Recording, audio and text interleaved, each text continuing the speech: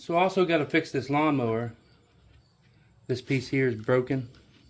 It came off. So I'm going to try to put some self-tappers in it. Take this off first.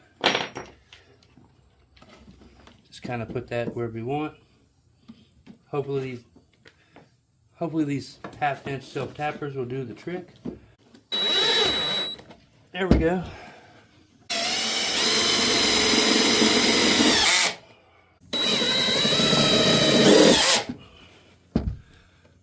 I think we're good with 3 there.